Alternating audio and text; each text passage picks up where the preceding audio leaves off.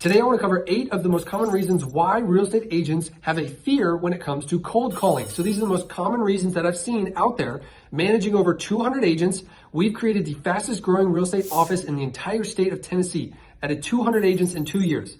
And you best believe we've seen a lot of different stories, and we ourselves are faced every single day with, I'll never join, I'm not interested. But how do we get through that and push forward and continue to have success? So that's what we want to help you with today, is how to overcome this fear of cold calling.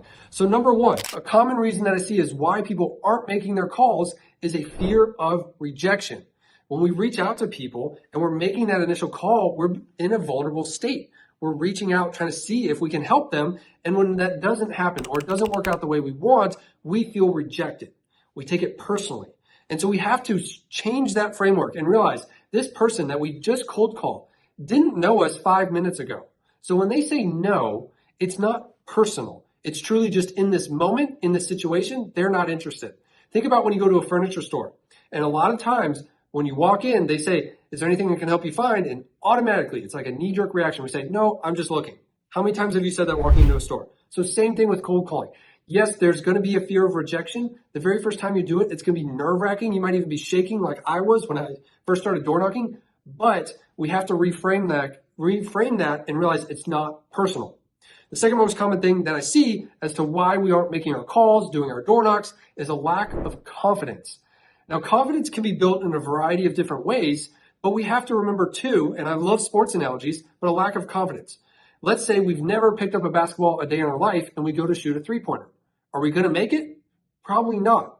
But what if we shoot 10 times, 100 times, 1,000 times? We're more likely to make that shot. So lack of confidence just truly comes from entry level. We haven't begun to practice our skill set, work on scripts. So we have to instead work on that. By practice makes improvement. That's the third reason, is we're not practicing enough. So when we continuously can put in the effort, I recommend 30 minutes a day, 30 minutes of at least training every single day, and 30 minutes of actually practicing. So 30 minutes of training, learning new skill sets, 30 minutes of implementing and practicing. Just like with sports, you have practices. So we have to practice as a real estate agent professional. 4 is a fear of failure. We put so much on our shoulders, and we know our own personal stories, whether that's bills that are coming up, whether that's family pressures. And so if we don't reach the desired outcome, we have a fear of failure. You know what? I actually tried and I failed.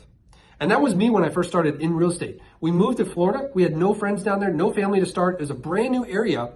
And I knew if I failed, that means the wife and I would have to move back to Tennessee. And that means that I failed, and everybody would know that. So I had to do whatever it took to succeed. So a lot of times we have to use that failure or that fear of failure as motivation versus something to hold us back and become an obstacle to prevent us from actually doing the task that we know will move the needle in our business.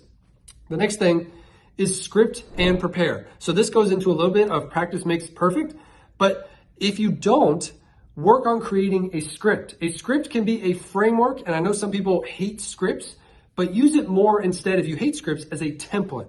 Know the flow of the conversation. How are you going to move this prospect along from point A, the initial conversation, they pick up the phone, to point B? Is that I want a contact information for them, email address?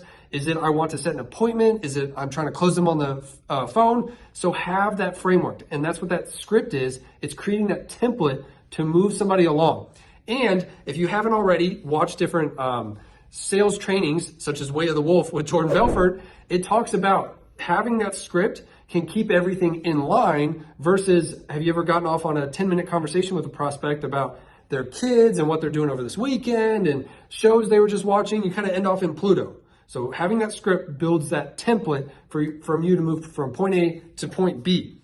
Next is 6, setting realistic goals. So again, just like some of the other previous points, a lot of times we don't make those calls because we don't have a goal in mind, or our goal is to get the sale. Instead, the goal needs to be the action itself. So instead of saying, I want to make a call, and if I make the call and I don't get a sale, that's a failure. No, instead, count that as a win. I made the call.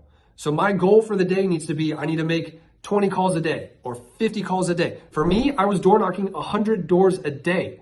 So it didn't matter what happened throughout that. It didn't matter if all 100 doors told me no. It was the action itself that made each day a win, and that mentally can supercharge you and your actions in your real estate business. So set the goal based on the action itself and not the outcome. The outcome will come later as a result of consistent action. Number 7 that I've seen as one of the most common reasons why real estate agents are not making cold calls is a lack of conviction and or motivation. So what I mean by that is if we're just going through the motions and we have no urgency, no oomph in our calls, if we're just going through the motions, we're probably not going to connect with a lot of people. And if, same thing, if we don't have any motivation to do it, or maybe we have a main source of income, or maybe our spouse makes all this money, or maybe this is just in retirement for fun. So there could be different levels of motivation, and depending on that could lead to why you're not actually picking up the phone and making the calls. Maybe you're not uncomfortable enough. Maybe you aren't using that fear as motivation. So dialing those in to work on your conviction level and your motivation level can help increase it. Or I was talking with our compliance officer and he had a really good point, is when motivation is the wrong thing. So such as money, I'm motivated by money. If somebody says that, the problem with that type of motivation is, one, you can get burnt out with money. Just like me, I went to pre-med school in college because I just wanted to get the highest paying job and I burnt out on that. Or with money, you're leading with the wrong intentions when you're having conversations with people. And so that's not going to work, and that's going to prevent you from making calls because you have the wrong intention. Last thing of preventing agents from making cold calls, number 8, is honestly just not being the right fit for that agent. There's so many different alternatives. You actually don't even have to cold call. I entirely built my initial business on just door knocking. I love the face-to-face interaction. So you don't have to cold call. You don't have to door knock. Maybe you can use social media. Maybe you can create content on YouTube. Maybe you can connect with HR departments. Maybe you can connect with local vendors. So there's all these different avenues. And truly, at the end of the day, if you keep trying over and over with cold calling and it's just not your cup of tea, then try something else. That's perfectly fine.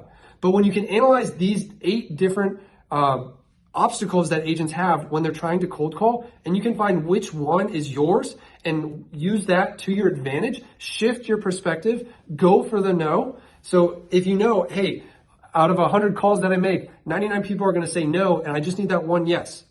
Well, then look forward to the no's. Hey, this person just said no. This person just said get lost. This person had a dog barking when I answered the door, and it was awful. Use those no's as excitement. I'm getting closer and closer to that yes. And when you can analyze these different things, you will take your real estate business to the next level.